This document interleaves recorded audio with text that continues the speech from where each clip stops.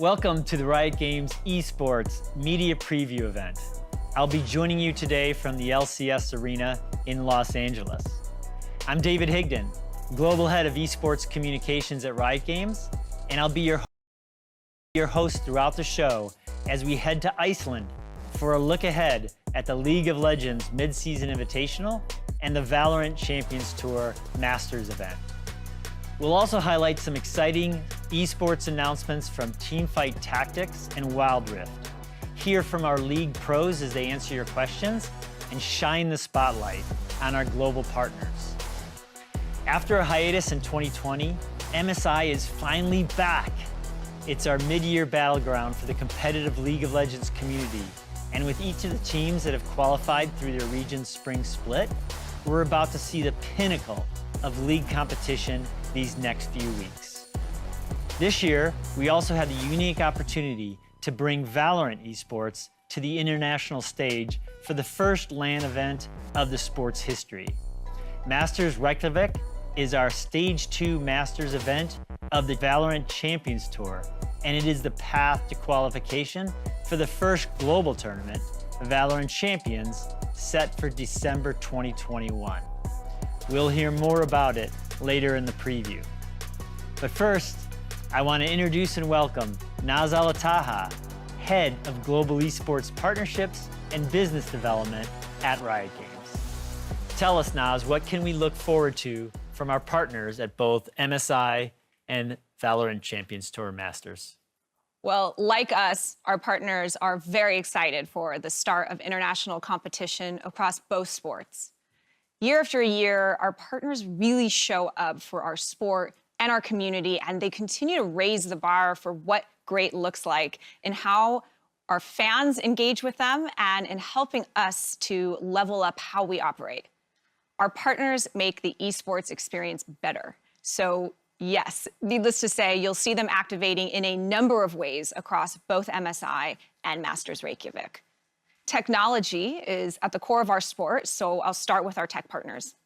Verizon is the latest partner who expanded their support of our esports. So in addition to all the innovative work they've been doing with the LCS and Wild Rift, Verizon is also now the official 5G and wireless network service partner for both our global esports. And you'll see them featured in a number of ways across both MSI and Masters. Cisco will again power the network supporting MSI in Iceland and our production centers in Berlin and here in Los Angeles. And not only will they be powering the games played on stage, but for the very first time, the pro teams at MSI are going to be able to practice from the comfort of their own hotel rooms on the exact same high-performance servers, thanks to Cisco. So being able to practice at zero ping should make for some incredible gameplay at MSI. And like Worlds last year, MSI will leverage Riot's global network to limit the amount of staff traveling during the pandemic. It's one of the many reasons why Cisco is such an important partner for our show production. They provide a stable network to ensure a best-in-class experience for our players and allow our team to produce a high-quality event that really pushes the boundaries of AR, XR, and mixed reality technologies from anywhere we're producing the show in the world. Nice to have those high-tech partners supporting our efforts. What else should we expect from our partners in Iceland?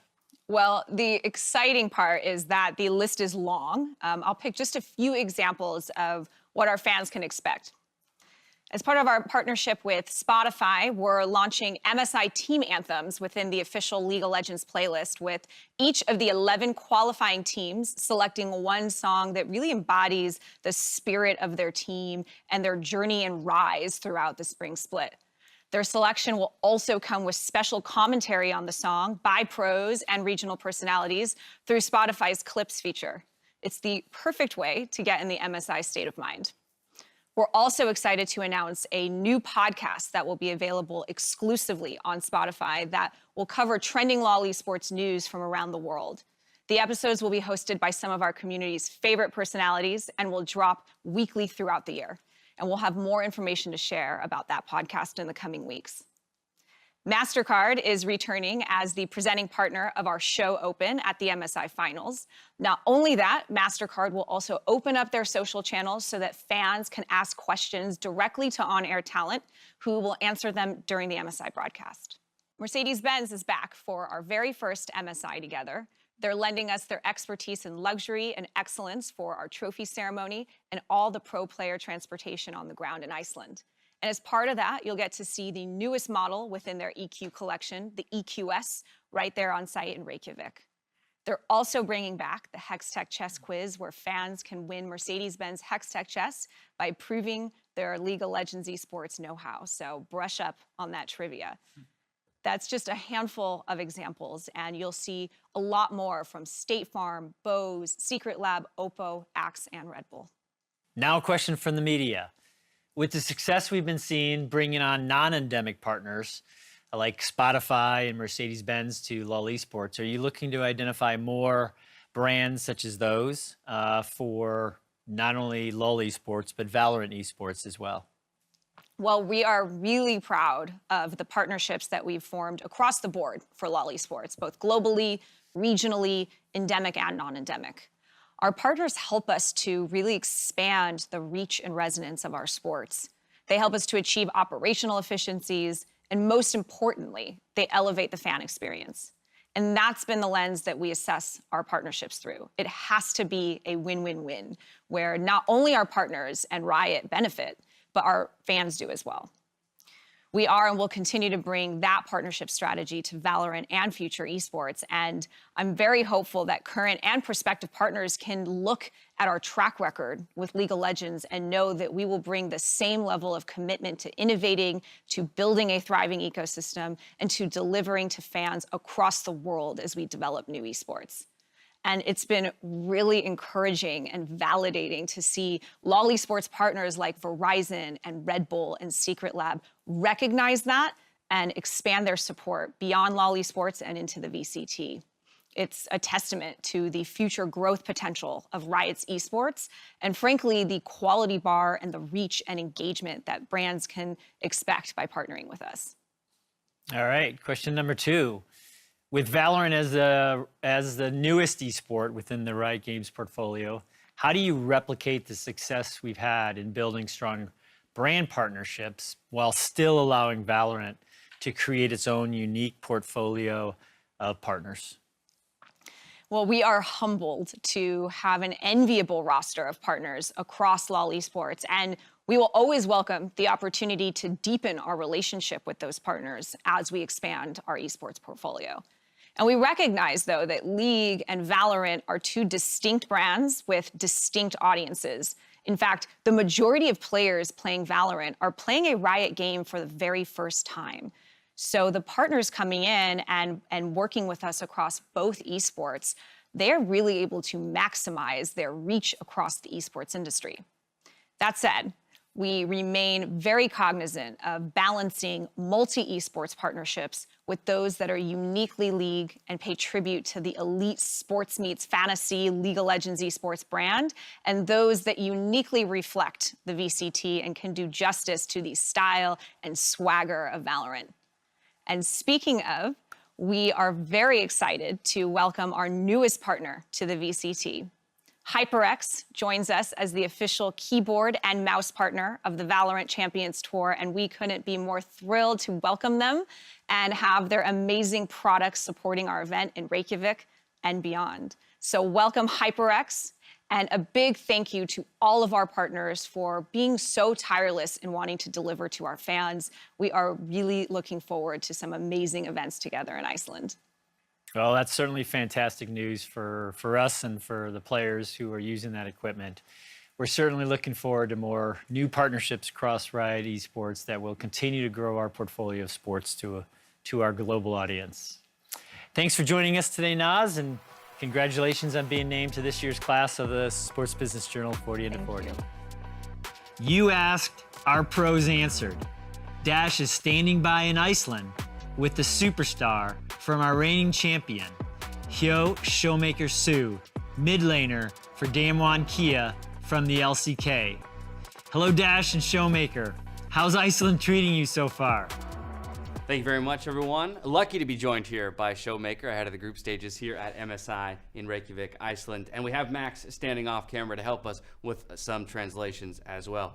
Showmaker, first and foremost, I want to talk to you about arriving at Iceland as the defending world champions from 2020, but continuing that kind of success into 2021. What has the preparation for the team looked like to get here to MSI and ultimately to defend your title at Worlds again this year? 네, 그냥 저희가 실수가 많이 나왔던 부분들을 많이 고치려고 노력했고, 네, 그렇게 잘해서 또 MSI에 올 수 있게 되었고, 네, 앞으로도 그렇게 잘해야 할 것 같아요. So we amended a lot of the problems that we had before, and that worked out for us to make it to MSI this year. And that's how we're going to proceed with MSI this year to win again. Well, upon winning the LCK finals, you had mentioned that one of the teams you might be excited to play against was G2, if they happen to make it.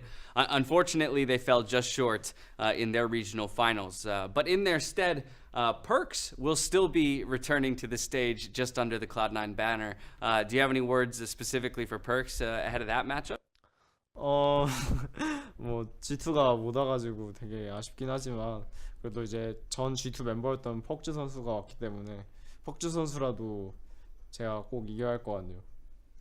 So I'm a little disappointed that G2 didn't make it this year, but Perks from last year's G2 is here, and I feel like it's my job to defeat him this year. All right, well, I look forward to that matchup myself, and we'll get to see that right away in the group stages. As opposed to G2 showing up for the LEC, it will be Mad Lions, which is kind of, again, a new era in the LEC. Do you have any opinions on Mad Lions as a team and your matchup against Humanoid in the mid lane? LEC는 원래 예전부터 이제 프나틱과 G2가 되게 거의 네, 그 두 팀만 거의 1등하고 우승하고 그런 걸 반복했었는데 이번에 이제 매드 라이온즈가 올라온 걸 보고 되게 잘하는 팀이라고 생각했고 네, 그 팀의 이제 미드라인은 이제 휴머노이드 선수가 되게 약간 제 생각에 이제 팀의 에이스라고 생각했기 때문에 네, 빨리 만나보고 싶어요.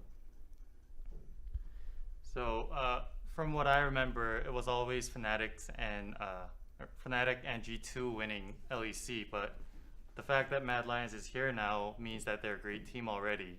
And even out of Mad Lion, I think Humanoid is the ace of the team. So I really want to meet him. Well, he'll have to test his mettle against the likes of you in the mid lane. Outside of talking about some of the specific matchups, I am curious as well. You had an arm injury earlier this year and were hospitalized for it at the very least. How was the recovery, and are you feeling 100% here coming into the tournament?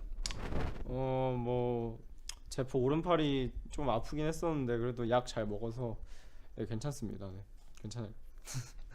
So yeah, I had a bit of an injury on my right arm, but I've been taking my medications and now I'm feeling very fine. Well, we wish you the best of health in that regard. Another thing that I think people are always curious about is, which team is going to be the next team that kind of strikes an era or a dynasty of their own. Most people referencing the SKT era. Do you think Damwon is going to be the team that is the next to do it? 일단 아직까지는 좀 약간 좀 이른 것 같고 좀 더 열심히 노력해서 네, 꼭 이룰 수 있도록 네, 항상 열심히 하고 초심 잃지 않도록 하겠습니다. I think it's a bit early for me to say that we've made the dynasty yet, but we'll keep trying and we hope to be making it our dynasty soon. Well, that's fair enough. I think I speak for most when I say you look like the team to beat, and we're excited to see you guys step back onto the international stage. Showmaker, again, thank you so much for taking the time to talk to me. I'm going to let you go and link up with the rest of the team, but we look forward to your games in this coming group stage. From here, though, we're going to head back to you guys in the studio. Thanks for that. Now, I'd like to introduce John Needham, Global Head of Esports at Riot Games. Hey, John. Glad to have MSI back, I assume. Am I, David? Thank you. Yes, I'm so excited to be here on the eve of our 6th MSI event. After a year without this event, it really makes me happy to see this coming together. I'd like to thank every single member of our team who made this happen, and for the city of Reykjavik for being so supportive of the requirements needed to make the event a reality. And as always, thank you to our fans who have been with us through it all. Now let's get to some of your questions. How can Riot help grow the professional scene? You know, MSI is an event we produce to give all 12 regional leagues in the LoL Esports an opportunity to compete with the best teams in the world. There are very few sports with the international reach of LoL Esports, and we think this is a great advantage of our sport.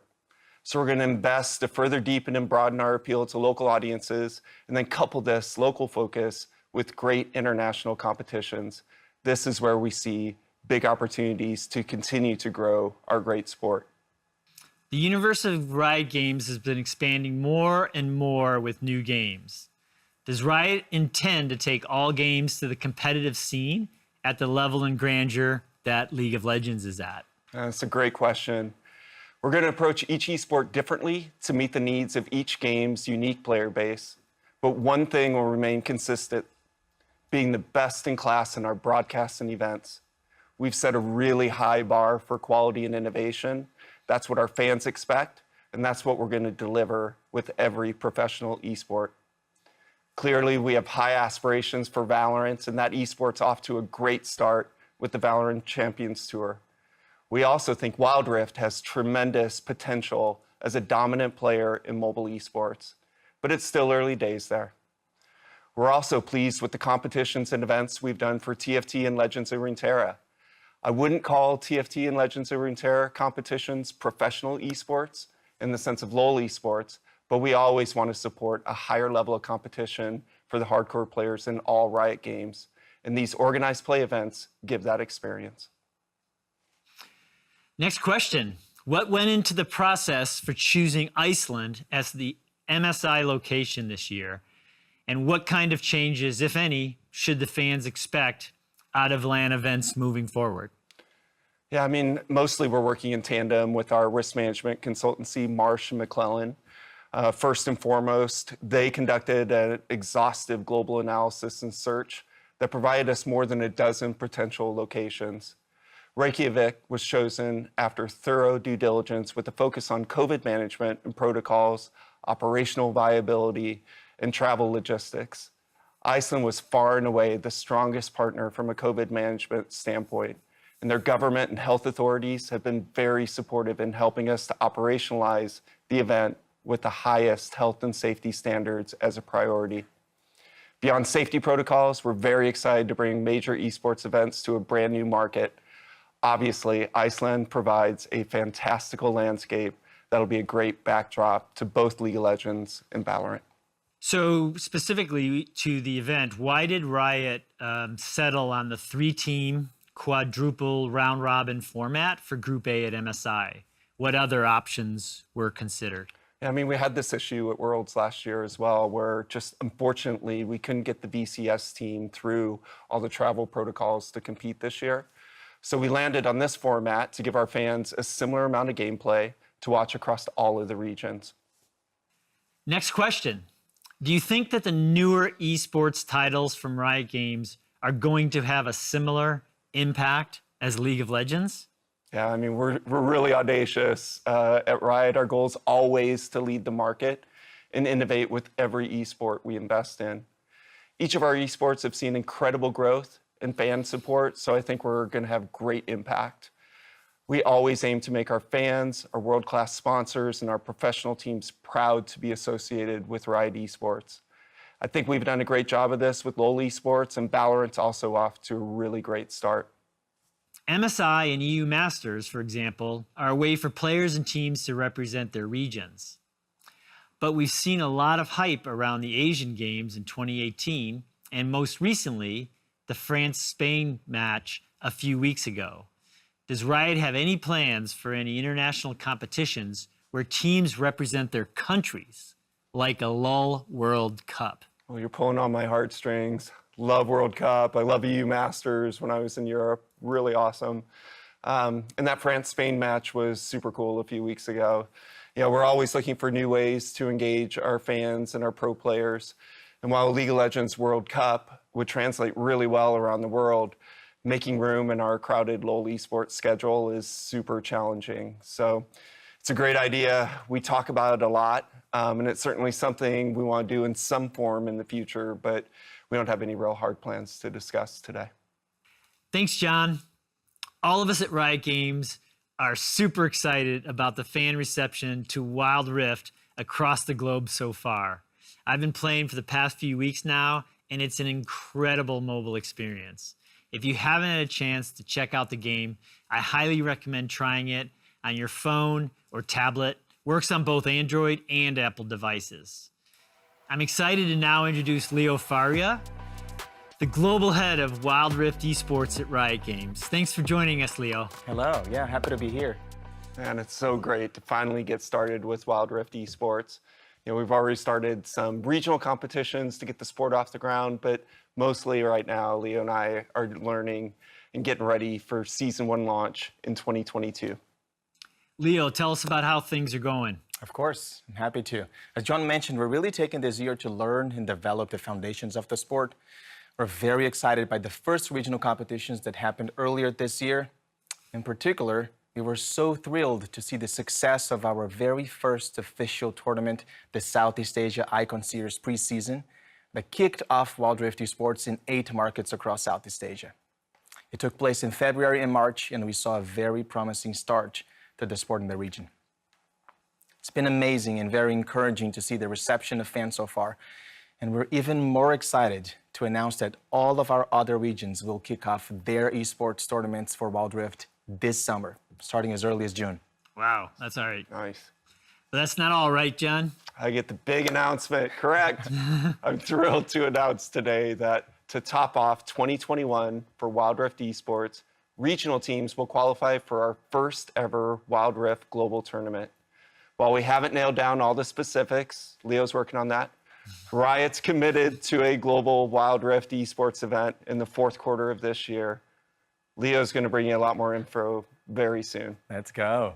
Let's go. And on that exciting news, let's take a look at some of the Wild Rift questions that have come in.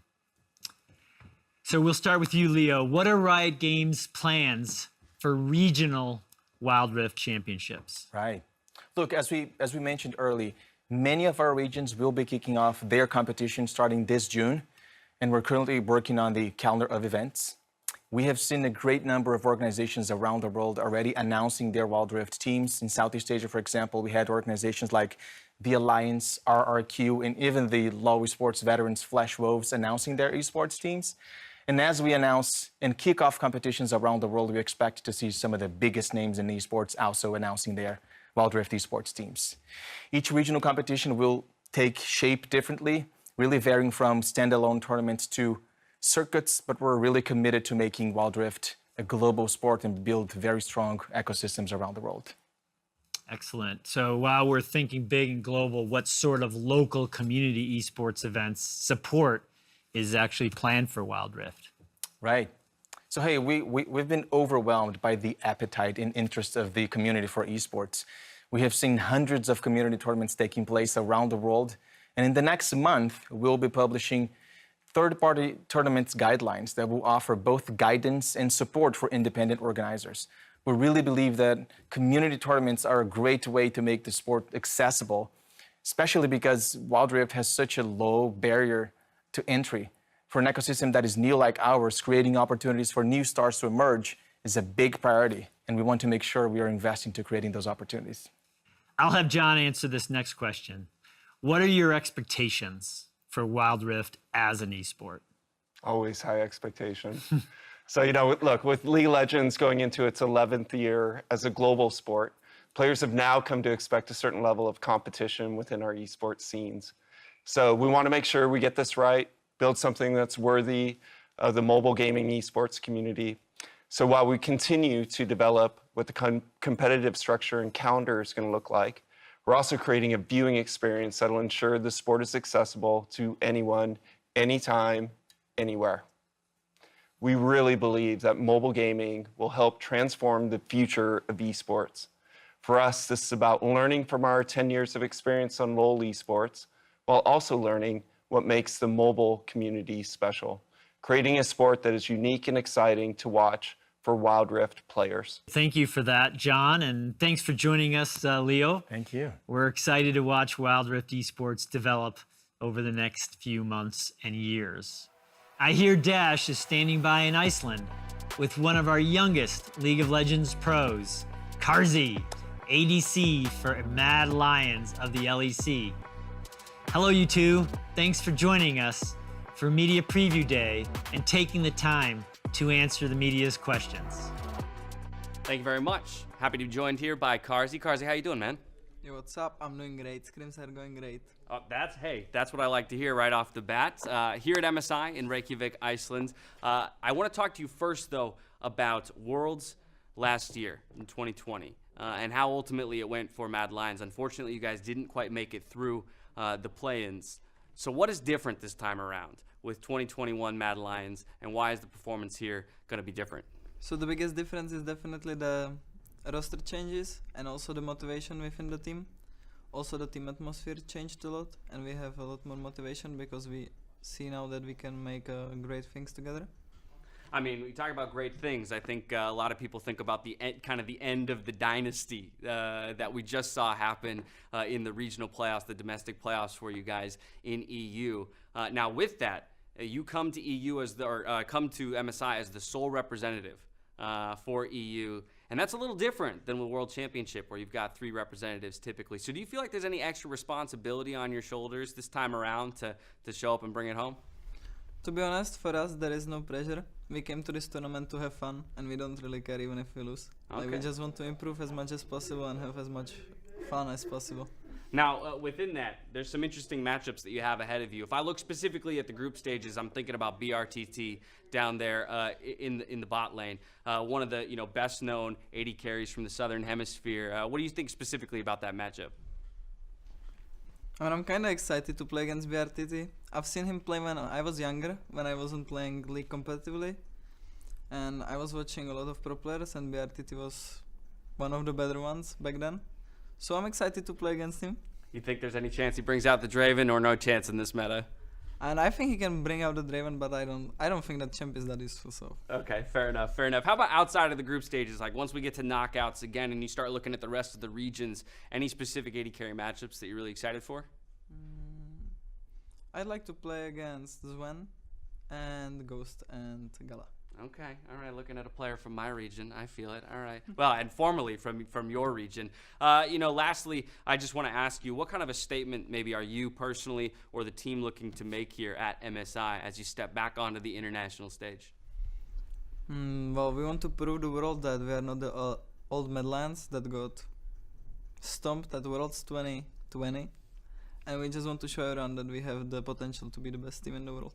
Best team in the world, that's what I like to hear. Confidence coming into the tournament at the very least. Well, again, Karzi, thank you so much for taking the time. I don't want to keep you too long. Let you get back to the squad. Let you guys get back to those scrims that you're talking about.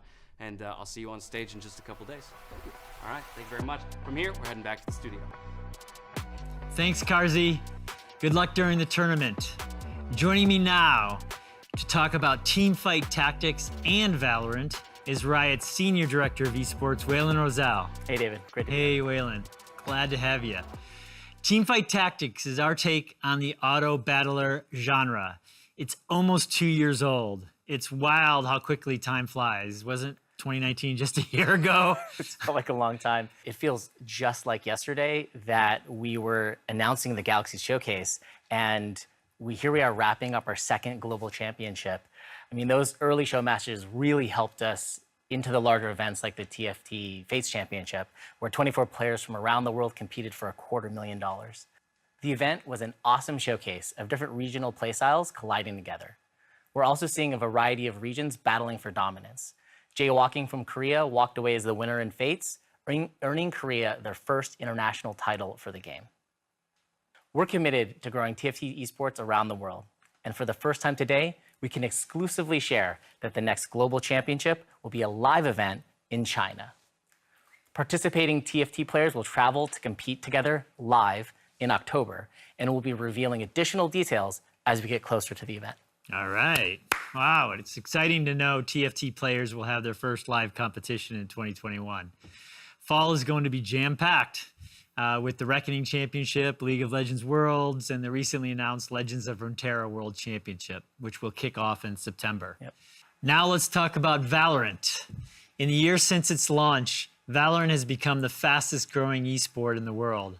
On May 20th, Iceland will play host to the first international tournament for the title, bringing 10 of the best teams from around the world together. Well done, Waylon. Thanks, David. I appreciate the kind words, but really it's a testament to the passion and grit of the entire team that's dedicated to making this event happen, despite the challenges any event faces these days. Masters Reykjavik is shaping up nicely, and we're excited to continue to break new ground in Iceland. In the run-up to the tournament, more than 2,000 teams from around the world participated in qualifying events, the most of any Valorant event to date. So after all that, who's going to be left standing on May 30th? Your guess is as good as mine, but after, I think, 2 stages of Challengers, Masters 1, and First Strike, I think all of us can't wait to see which team will raise the Valorant Masters trophy for the very first time. And speaking of trophies, I'm honored to reveal the new Masters trophy. Very excited to share it with the media today. That's nice. Yeah, we like it. Shout out to the design team who put a lot of love and care into making a trophy fit into the Valorant universe. Reykjavik will also feature the debut of coaching slots, which will allow team coaches to watch their players' viewpoints during official matches. While coaches will only be able to communicate with players at designated times, we're excited to take this step to introduce new tools that will improve player performance and increase the level of competition. That's great. Coaches always provide great value to our esports and specifically to our media. Super cool to see them share center stage with the players, as we see in traditional sports such as the NBA and FIFA and the like. We're seeing Valorant grow on many fronts, both through the work of our partners and through the expansion of new programs. What can you share about the work being done on that front? Yeah, there's a lot. I mean, Valorant Esports continues to grow globally, and our partners are helping us build new competitive opportunities for players around the world. For example, Game Changers tournaments are continuing to roll out, with events taking place in North America, Brazil, and Latin America so far. These tournaments provide competitive opportunities and exposure for women interested in pursuing a career in Valorant. Viewership and participation for Game Changers events continues to grow, setting new benchmarks for women's tournaments. In partnership with Verizon, we're going to continue expanding the program during the course of the year. Red Bull Campus Clutch, Valorant's collegiate competition, is deep in the qualifying rounds for their championship. More than 20,000 students around the world have participated thus far. And the finals in July will be a great event to watch while VCT Stage 3 is heating up. And we announced earlier today that HyperX is joining us as the official keyboard and mouse partner of the Valorant Champions Tour. We're looking forward to all the great things that we'll do together. Yeah, it's amazing to see how deep the Valorant competitive ecosystem is after just 1 year. Before we head into questions, I believe you had one more piece of news to share with the media here. Yeah, absolutely. While delivering Masters Reykjavik is absolutely our primary focus, our team has been busy preparing for the remaining events in 2021 as well. I'm excited to share a quick look at where the VCT will be headed to next. It's not just about flashy aim, it's about decision making, it's about positioning, and it's about this, I can't even call it an ace, I don't know what we call it. This is...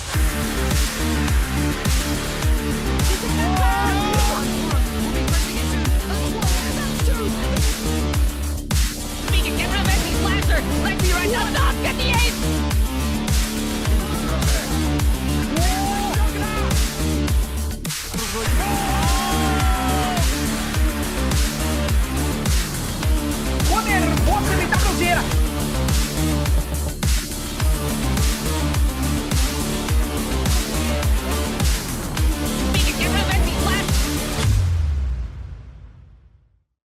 We couldn't be more excited to take Masters to Berlin. The level of competition in Europe continues to be one of the highest globally. We had more than 900 teams participate in qualifiers across the region. Masters Berlin will also increase in size, with 16 teams in attendance. This will allow for greater representation from all of our regions. Additionally, the team that wins Masters Berlin will automatically qualify into Valorant Champions, our end-of-year event where a single team will be crowned the best Valorant team of 2021. Well, there's no doubt that Europe has always been a mecca for esports. Exciting that we're heading there with the VCT. Any idea if they'll be able to accommodate a live audience? I mean, we really hope so. I mean, the safety of players and our staff, of course, will remain our top priority, but it's something we're definitely exploring for the event. There's nothing quite like the energy of competing in front of an audience of excited fans, and there's a chance that it could happen in Berlin, but we're going to let the local authorities and experts guide us on that one. Awesome. Well, we have a few questions from the media. The first, what are the strategies you have in place to improve the competitiveness of Valorant and TFT to reach the League of Legends esports level? Whew, great question. And let's remember that if we're talking about League of Legends esports, that is the highest bar you can get because League is the largest esport on the planet by a wide margin. That said, we think Valorant has the potential to be the next great global esport. Valorant live events with audiences will certainly help, injecting additional energy and elevating the at-home experience, which we believe will further increase our growth. We're also investing big into the Valorant watch experience. In terms of heart-pumping, intense action, the game really delivers. Yet it also has a level of strategic depth and team coordination that we're only just beginning to see. With the support from our dev team getting us new tools, as well as leveling up other aspects of the broadcast, like storytelling, broadcast graphics, and segments highlighting creative strategy, we will make Valorant the best FPS esport to watch. For TFT, we're trying to pursue a different kind of scale. It's a game in a very unique genre. Similar to Valorant, we want to continue investing in the watch experience so that we can better tell the stories, all 8 of them, that unfold during a game of TFT. Unique to TFT, we think the game has a chance to be more broadly participatory of an esport, with events comprised of tens of thousands or even millions of competitors. Additionally, this again will require tooling and creativity from our team to make it work, but we're extremely passionate about TFT at Riot, and we'll be making sure that we're focusing on what's right for the game. So is spectator mode an option for TFT? Absolutely. Spectator mode in TFT is something that the game dearly needs. It's really quite challenging to tell 8 individual stories woven together into one cohesive thread that a viewer can follow, and we need these tools to do just that. The TFT dev team is committed to competitive TFT, and this is something that they're looking to deliver soon, TM. I believe it will take the watchability of TFT esports to the next level.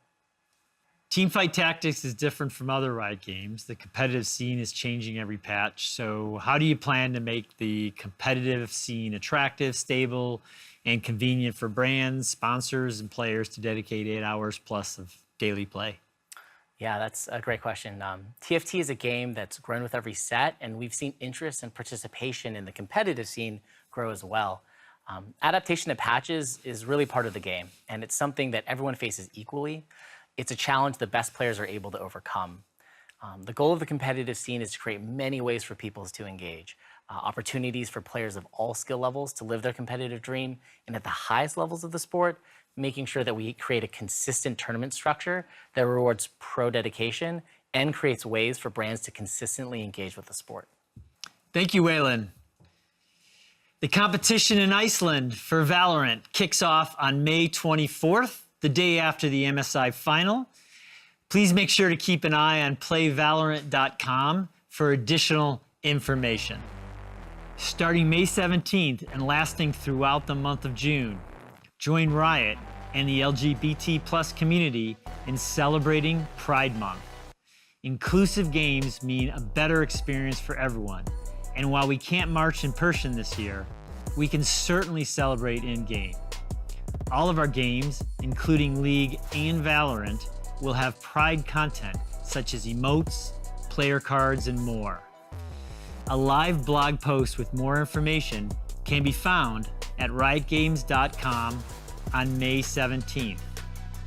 And that's a wrap for the Riot Games Esports Media Preview event. Thank you all for attending and submitting your questions. All materials covered in this event, relevant digital assets, and the VOD of this event will be available on lulesportsmedia.com shortly. Be on the lookout for an invitation to RSVP and also join us for our virtual Riot Games MSI Media Day on May 20th, where the top 4 teams from MSI will be available to answer your questions and discuss the competition prior to the semifinals on May 21st and 22nd, and the final on May 23rd. Don't forget to tune in to the start of MSI tomorrow, May 6th. See you then. These days, everybody's talking about Wild Rift this, Wild Rift that. And you know what's actually wild? The amazing performance you can get with Alienware computers with NVIDIA graphics cards in them. You can go check them out over at alienware.com/Travis, and you can use Travis10 off to save 10%. Also wild that you can do that. They've got some fantastic stuff, including the Alienware M15R4. We love Alienware. Thank you so much for sponsoring my content, and we'll catch you next time.